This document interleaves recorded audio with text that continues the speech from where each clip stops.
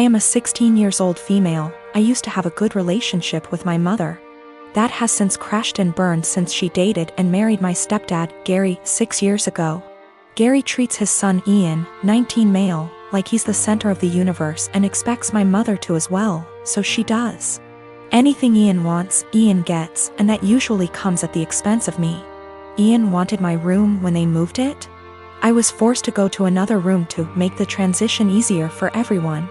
Ian wanted a car for his 16th birthday? I didn't get braces for another year. Ian wanted to go on an expensive trip for spring break? I had to give up volleyball to make it happen. Ian wanted to have his side of the family over? I was expected to find somewhere else to be, since I wasn't family.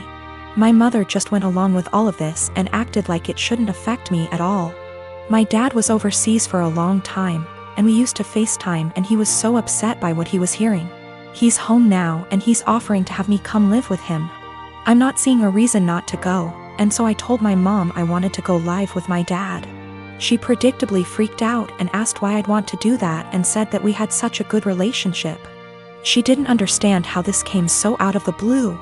I told her that we haven't had a good relationship since she blindly decided to follow Gary's lead and give Ian anything he wanted, and it always came at my expense. My mom tried to argue, so I said I also wanted to leave because she let them kick me out of my own house because I wasn't family. So I was going to go live with someone who was. My mom started crying and said she wouldn't let me go. So I told her that my dad was willing to go to court over it and I was old enough to be able to say where I wanted to be. She's been a crying mess since I told her, and Gary is being a jackass about how awful I'm being. He was. ING at me about how terribly I'm treating them and how I'm not thinking about them at all. I asked why should I. He never thought of me when he was taking things from me to give to his kid. I said let's face facts here, you don't care about me, what you care about is losing the child support you spend on your son. He sort of went slack-jawed and I walked off. My dad said my mom called and threatened to take him to court, so he said he'd see her there. Now she's panicking because she realized he is planning on taking her to court over this. Mom and Gary of course think I'm the asshole for making things hard for everyone. But my dad and grandparents say to leave and never look back. I married my wife Elise 12 years ago. She has a 16-year-old daughter, Anna, from her previous relationship, and we have a 7-year-old son as well. From pretty much the beginning of our relationship, Anna and I have never gotten along. I don't know how to emphasize that it is not because of a lack of trying. She just does not like me. When she was young she was just scared of me and afraid I'd tear their family apart. Nowadays it's more of a neutral dislike rather than strong antipathy, so I suppose that's progress. Elise is a stay-at-home mother, so she relies on me for income. As a result, I pay for everything for Anna. Food, clothes, volleyball fees, field trips. I take an interest in her hobbies. I go to her games. I'm not saying I'm perfect, but I try my damn hardest to be the stepfather I can. But it's so hard. Always giving me curt one-word responses. Always having to have an attitude. She does things to get a rise out of me. Staying out late reeking of booze. Always trying to sneak boys in. Typical rebellious stuff. But I always let her know I love her and I'm there for her in hopes of her shithead teenager phase pasts. The opposite is true for her biological father. She adores him. Can't tell you why. He never goes to her games, always makes excuses for why he doesn't want to see her. He forgot her birthday last month and she cried herself to sleep. Well anyways, Friday, I came to her room to check her phone and read her messages, not a permanent thing. But she's been caught sneaking out twice in the last month, so this is her punishment. I ask for the phone, she says, no, I'm tired of you checking my shit, leave me alone. I tell her I'm not asking again and she goes, just off already. You're not my real dad. You never have been. Stop acting like you can tell me what to do before getting up and slamming the door. Like I said guys, I'm tired. Tired of the blatant disrespect. of being the verbal punching bag while still providing more for her than anyone else in her family. We haven't really talked since until this morning during breakfast. She asked if I could pay for her plane tickets so she could see her boyfriend cross-state. Like I said, her mom doesn't work and her dad is a POS, so I normally would be the one to cough up the money. Not this time. I responded, "Go ask your real dad." I could tell she was hurt. Tears swelled up from her face and she excused herself from the table. My wife took me aside later and said my comment was extremely disrespectful. I said if anything's disrespectful, it's her treating me like a doormat and a credit card. And I will no longer tolerate this treatment in my house. I told her we don't have to be friends. But if she can't at least be cordial to me or respect my position as an authority figure, she can find someone else to pay for her non-essentials. He's a fashion photographer, meaning he works alongside many beautiful women in his profession. Stylists, hair and makeup artists, and of course, models. This is actually how we met. I modeled my way through college and he photographed me, after which we became friends and eventually started dating. We have been together now for almost 3 years. I've since stopped modeling, but he is still a photographer. Never once in our relationship has he given me any reason to question his fidelity. With the exception of me, he has never dated or even befriended any of the models he has photographed. That was, until Rachel came into the picture. I've met Rachel. She seems like a fun chick, the type of girl who draws a lot of positive attention just by entering a room. She's beautiful, but her personality really shines through. She makes you feel like you're her best friend when you're talking to her. A very cool person through and through. That said, I'm not the only one who feels this way. My boyfriend also adores Rachel. The first time he photographed her, he stayed late at the studio and discussed ideas for their next shoot for nearly 3 hours. He was actually late for a night out with me because of it. But he's always had terrible time management, so I didn't think anything of it. The lateness has now become a steady, recurring factor in their shoots together. They hang out long after the stylists and makeup artists leave the studio.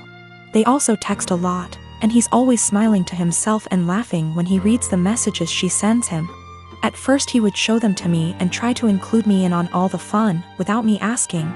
But he abruptly stopped doing that around 2 weeks ago. He tilts his phone away from me now when Rachel messages him. I'm not the jealous type, but if my BF had a history of doing this with the other models, I'd let it slide. The fact that he is only like this with Rachel, and me, I suppose, makes me wary of what might have transpired between them. Rachel herself has stopped talking to me. We used to communicate and have an easy, casual friendship via IG and Snapchat, but she pretty much ignores me now. Guilty conscience? I don't know. The real kicker is, my boyfriend now has a photo of Rachel as the wallpaper on his phone. He's apparently proud of the concept and the editing, and claims it has nothing to do with Rachel herself. Which is totally believable, but doesn't sit right with me. I told him that and he told me I was being irrational. Rachel is single, by the way. She and her BF broke up around 3 weeks ago. I really don't want to fall into the jealous GF trope, but what else am I to think? I don't want to make crazy demands and accuse my BF of cheating on me.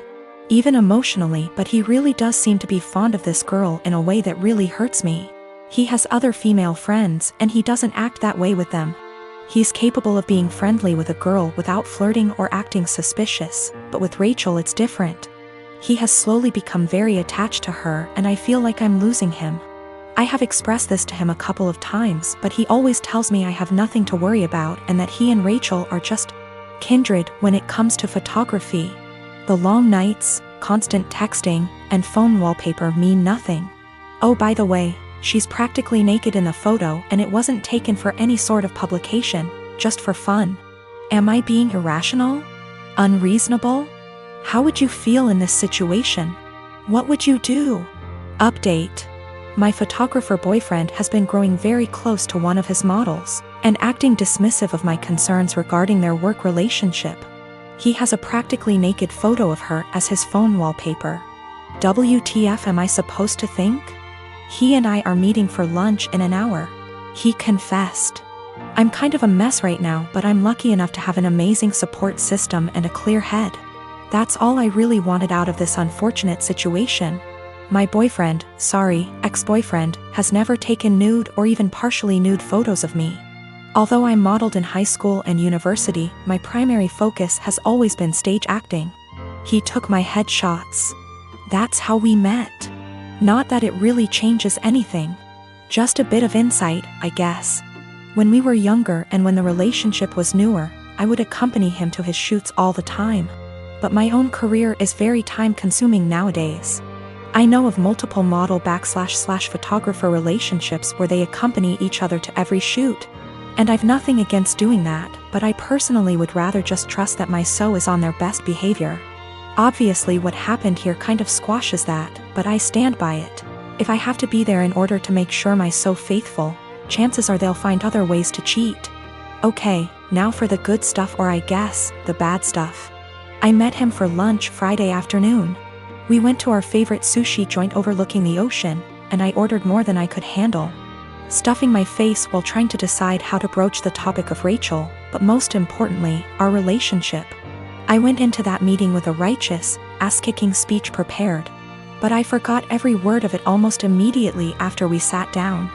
I guess he could tell there was something on my mind, because he asked me if I was all right, if he had done anything to upset me. Snorts. Yes, Ian, you've upset me very much, actually. As soon as I gathered the confidence to look him in the eyes, I point blank asked him, "What's going on between you and Rachel?" His mouth flew open as if he were completely and utterly taken aback by the implication, but I cut him off with, "Do not bullshit me." I tried my best not to let anger get the best of me. I really did. I wanted to stay cool, calm, and collected like so many women on this sub. You know the ones. Those intense stories of cheating husbands wherein the wife takes to relationships, garners a ton of support, and then updates us later with a well-constructed storybook post detailing the evidence she has collected against him and the meeting she had with her uncle or sibling, who just so happens to be a divorce lawyer. Yeah, I'm not a badass like that. I wish I were. But I'm honestly just an overly emotional doormat, and I knew going into this meeting that I was either going to cry or gouge his eyes out with my mind. Because I had somewhere to be later, I took a hard left and got super angry.